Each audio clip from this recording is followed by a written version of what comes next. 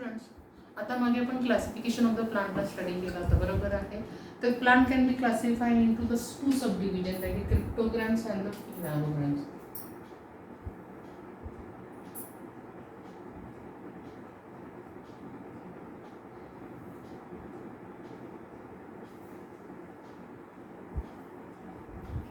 त्यामुळे आपण क्रिप्टोग्राम मध्ये बघितलेलं होतं की cryptogram can be classified into the three division like thallophyta, bryophyta and Pteridophyta. Means the cryptograms means काय, the reproductive organs is hidden, that is the plant can be reproduced by the spore formation. हे आपण बघितलं होतं. आता आपण बघणार आहोत फिनोग्राम्स. आता दोघांमधला मेन डिफरन्स काय, means the plant of these phenograms have the special structure of the reproduction and it can be produce the seeds. That's why it is called as a phenograms. म्हणजे याचं खास एक वैशिष्ट्य की हा सीड प्रोड्यूस करतो. आता सगळ्यात म्हणजे काय, when the after the reproduction the seeds are the forms. The seeds contain the store food. म्हणजे excess of the food can be stored in the seed and also it contain the embryo. म्हणजे ह्या seed मध्ये embryo and the store foods is there. When it can be germinate, when the seeds can be germinate, म्हणजे for example जर आपण पावसाळ्यामध्ये बघितलं तर एखादं बी लावलं की छानपैकी त्याला कोंब फुटतात, दॅट इज मॉडर्न. म्हणजे हा जो केव्हा कोंब फुटतो मीन्स त्यावेळी काय होतं की जेव्हा initial growth of the embryo will be the take place, the access of the store food can be use for the growth of this embryo. आता डिपेंडिंग अपॉन द सीड्स, आता हे जे सीड्स आहेत प्लांटमध्ये असतात ते हे it is enclose in the fruits. Means you know that a mango. आता मँगोमध्ये जर तुम्ही बघितलं तर सीड जे आहे ते फळाच्या आतमध्ये आहेत, पण काही जे प्लांट्स आहेत की त्याच्यामध्ये seeds do not having any covering. जसं आपण म्हटलं की मँगोमध्ये बघितलं तर त्या बहुतेक फ्रूटचं आवरण आहे, कव्हर आहे. तसं काही प्लांटमध्ये सीड्स आहे परंतु त्याला असं विशिष्ट आवरण नाही आहे. आणि त्यावरून ते फिनोग्राम जो आहे ह्याच्यामध्ये दोन प्रकार पडतात. फर्स्ट इज अ जिम्नोस्पर्म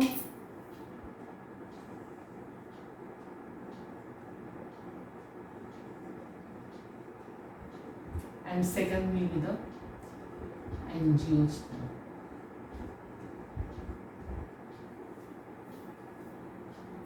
आता तुम्ही बरेच ट्रीज तुमच्या आजूबाजूला बघता, बरोबर आहे की मी आता तुम्हाला म्हटलं होतं की the seeds can be enclose in the fruit or not. यावरून आपण दोन पार्ट्स पडले, gymnosperm and the angiosperm. Gymnosperm म्हणजेच काय, that is the seeds cannot have the covering, means the seeds do not enclose into the fruits. आता याचं example जर तुम्हाला द्यायचं ठरलं तर तुम्हाला बरेचसे ट्री तुम्ही तुमच्या आजूबाजूला पाहता. For examples you know about the Christmas tree, cycas tree, which is an example of the gymnosperm. Deodar plants, you know that these are the examples of the gymnosperm. What is the characteristic of the gymnosperm? Actually gymnosperm चं characteristic काय आहे की first characteristic that is they are evergreen perennial plant आहे.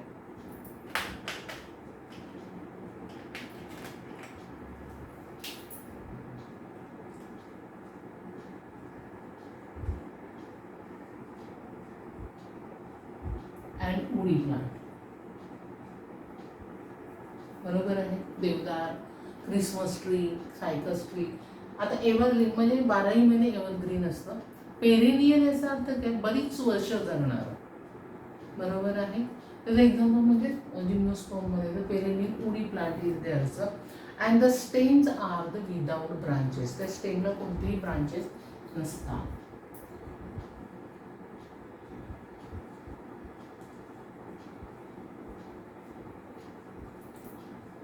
Leaves form the crown.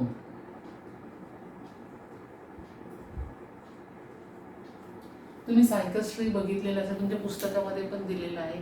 ते हे leaves आहेत ते काय करतात, वर असं एक क्राऊन तयार करतात. अँड ऑल्सो याचं एक खास वैशिष्ट्य की the male and the female flower is there but they are on the different saprophyte of the same plant. म्हणजे ह्याला मेल आणि फिमेल फ्लॉवर आहे. And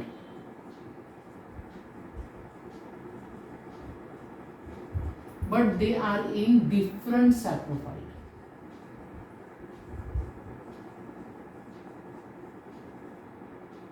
of same plant. म्हणजे एकच प्लांट आहे परंतु त्याच्यावर दोन्ही प्रकारचे फ्लॉवर येतात. मेल फ्लॉवर पण आहे आणि फिमेल फ्लॉवर आहे on the different saprophyte. And the seeds of this plant do not have the natural covering. हे त्याचं खास एक वैशिष्ट्य आहे. seeds of the plant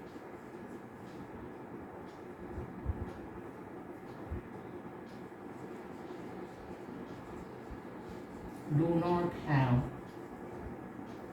natural covering.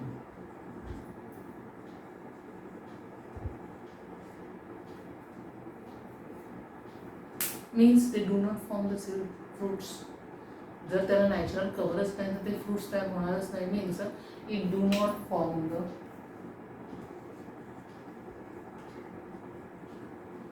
म्हणजे त्याच्यामध्ये फ्रुट्स तयार होत नाही. त्यांना म्हटलं जिम्नोस्पर्म. म्हणजे जिम्नोस्पर्मचं सगळ्यात उत्तम उदाहरण म्हणजे तुम्ही आजूबाजूला बघता ते क्रिसमस ट्री आहे, सायकस ट्री आहे, देवदार प्लांट आहे. याचे एक्झाम्पल्स म्हणजे जिम्नोस्पर्म. तुम्ही कधी बघितलं तर these plants are the evergreen असतात, पेरेनियल्स आहेत. Then the stems are the without branches. Also the leaves from the crown at the top तुम्ही बघता सायकस ट्रीमध्ये. बरोबर आहे. आणि it has a male and the female flower is there but they are not एकत्र नसतात ते. They are on the different saprophyte. म्हणजे दोन्ही फ्लॉवर आहेत पण ते कुठले आहेत? Different saprophyte of the same plant. And the seeds of the plant do not have the natural covering. तुमच्या पुस्तकामध्ये चित्र दिलेलं आहे जिम्नोस्पर्मचं. तुम्ही बघा नीट की त्याचं जे सीड आहे त्याला कोणतंही आजूबाजूला कव्हर नसतं. आणि कव्हर नाही म्हणजे काय? They do not form the fruits. It is a characteristic of the gymnosperm. याला म्हणतात जिम्नोस्पर्मचे कॅरेक्टरिस्टिक. आता तुम्ही म्हणाल अँजिओस्पर्म म्हणजेच काय? मीन्स अँजिओस्पर्म बरोबर ह्याच्या उलट it do not form the flowers. बरोबर आहे.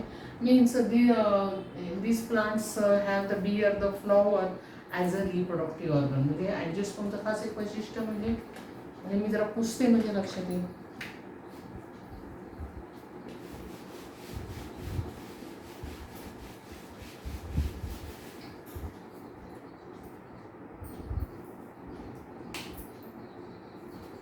म्हणजे त्याचं characteristic that is a flower is a may bear the reproductive organ.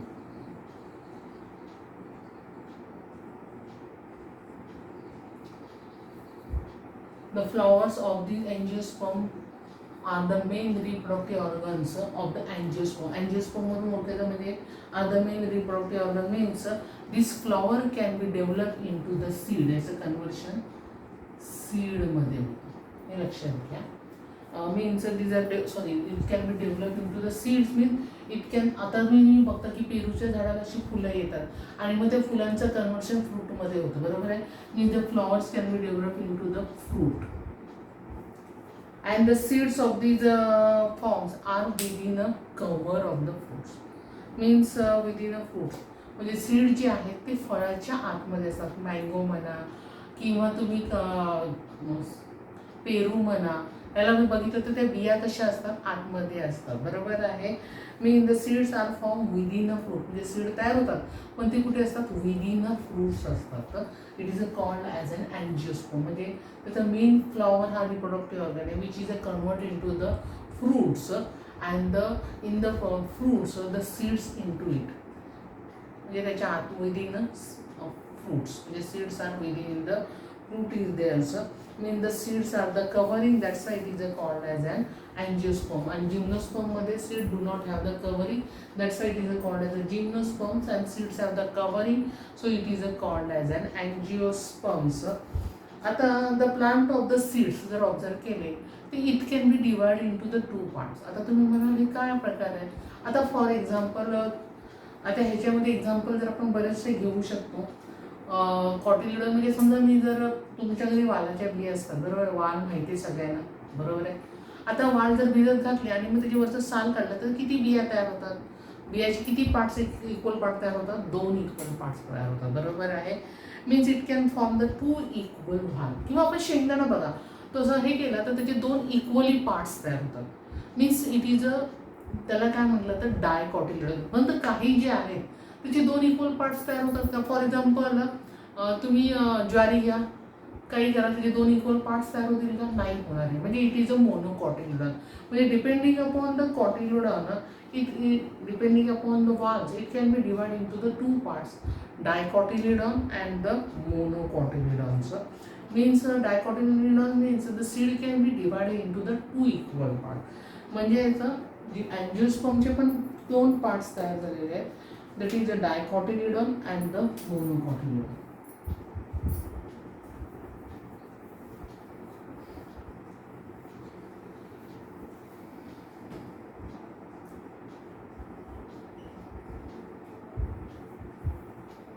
Depending upon the valves, the seed can be divided into the equal valves. किती भागामध्ये तुकडे होतात त्याच्यावरून दोन प्रकार पडले, मोनोकॉटिलिडॉन अँड द डायकॉटिलिडॉन. आता डायकॉटिलिडॉन मीन्स काय आहे? It has a two cotyledon. Dicotyledon has a two cotyledon. Monocotyledon means it has an one cotyledon, we can say as a. आता हे बघितलं तर ह्याचं जर रूट जर बघितलं डायकॉटिलिडॉनचं, तर डायकॉटिलिडॉनचं रूट आहे हे टॅप रूट आहे. तुम्ही रूट विषयी शिकलेला आहात. इट हॅज अ म्हणजे मेन असं एक जाड असं रूट असतं, that is a called as a डायकॉटिलिडॉनचं. It has a tap roots, म्हणजे त्याचा primary root well develop primary root आहे. But monocotyledon it has an fibrous root. असे पार्ट्स असतात, त्याला म्हटलं तर फायब्रस रूट्स. म्हणजे असे पार्ट असतात बघा, हे प्लांट आहे, असे बारीक बारीक हे असतात, त्याला म्हणजे फायब्रस रूट इज देअर्स. आता ह्याचं स्टेम जर बघितलं तर डायकॉटिलिडॉनमध्ये बनियन ट्रीज तुम्हाला माहिती आहे, बरोबर आहे. म्हणजे त्याचं स्टेम आहे ते हार्ड असतं. कसं असतं ते स्टेम याचं? हार्ड. म्हणजे याचं प्रायमरी रूट आहे, स्टेम त्याचा हार्ड आहे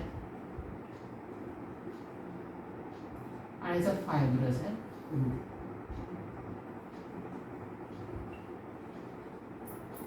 मात्र मोनोकॉटिलिडॉनमध्ये स्टेमचे पार्ट जे आहे ते डिपेंडिंग अपॉन द प्लांट्स. आता फॉर एक्झाम्पल जर बांबू असेल तर it is a hollow. Stem त्याचा हॉलो आहे, आतमध्ये पोकळ असतं बघा, बरोबर आहे. Also the banana has an false tree and also the onion, that is a disk like. कांद्याची पात तुम्हाला माहिती, it is a disk like. That's why depending upon the plant the stem is there's. आता लीफचं जर बघितलं तर लीफमध्ये जे व्हेनिशन आहे त्याचं रेटिक्युलेट व्हेनिशन आहे. रेटिक्युलेट म्हणजे जाळीदार, आलं लक्षात. आणि मोनोकॉटिलिडॉनचं पॅरलल. त्याचं व्हेनिशन कसं असतं? पॅरलल व्हेनिशन्स आहेत. त्याचप्रमाणे जे फ्लॉवर्स आहेत, the flowers with 4 to 5 parts ह्याच्यामध्ये, म्हणजे मल्टिपल ऑफ द 4 or 5, और it is a flower is a multiple of the 3 parts. म्हणजे जर 4 to 5 म्हणजे ज्या पाकळ्या ज्या असतात त्या 4 किंवा 5 असतात, किंवा 4 किंवा 5च्या पट्टीत असतात, आणि ह्याच्या ज्या आहेत ते 3 किंवा 3च्या पट्टीमध्ये असतात. आलं लक्षात. तुम्हाला परीक्षेला बऱ्याच वेळा प्रश्न विचारतो की डायकॉटिलिडॉन आणि मोनोकॉटिलिडॉन मधला डिफरन्स लिहा, तर तुम्हाला तो लिहिता आला पाहिजे. तुमच्या लक्षात आलेलं आहे की कॉटिलिडॉन म्हणजे काय, की ज्याचे किती पार्ट्स होतात, तर ज्याच्या अजिबातच पार्ट होत नाही, म्हणजे एक पण होतं त्याला म्हणलं होतं एकच पार्ट होतं, त्याला म्हणलं मोनोकॉटिलिडॉन. त्याचे दोन इक्वली पार्ट तयार होतात, त्याला म्हणलं होतं डायकॉटिलिडॉन. दोघांमधला फरक लक्षात आला. Seeds are the without covering is a called as a gymnosperm, and seeds with a covering is a called as an angiosperm. हे लक्षात घ्या. फक्त याच्यामध्ये फ्लॉवर तयार, reproductive organ which can be converted into the fruits, and the seeds are within the flowers. हे सगळ्यात महत्त्वाचं आहे याच्यामध्ये, अँजिओस्पर्ममध्ये. आणि मग हे सीड्स आपण जर बघितलं तर the seeds can be divide to 2 equal parts. It is depending upon the valves, it can be divide to 2 parts, dicotyledon, monocotyledon. The dicotyledon, monocotyledon जर तुम्हाला डिफरन्स सांगितलं की बाबा डायकॉटिलिडॉन म्हणजे it has a 2 cotyledon, monocotyledon म्हणजे it has a 1 cotyledon. याचं जे roots आहे प्रायमरी रूट्स आहे, याचा फायब्रस रूट आहे, याचा स्टेम हार्ड आहे, एक्झाम्पल बनियन ट्री. आता याचा stem depending upon the plant, suppose bamboo असेल तर इथे हॉलो आहे, ऑनियन असेल तर डिस्लाइक आहे, बरोबर आहे. बनाना असेल तर फॉल्स आहे. आणि याचे जे व्हेरिएशन्स आहेत in the leaf, it is a reticulate variation and it is has a parallel variations. And the flowers with 4 to 5 parts in the dicotyledon, and the flowers with the 3 part or the multiple of the 3. मला ते तुमच्या समजलेलं आहे तुम्हाला. Okay, thank you.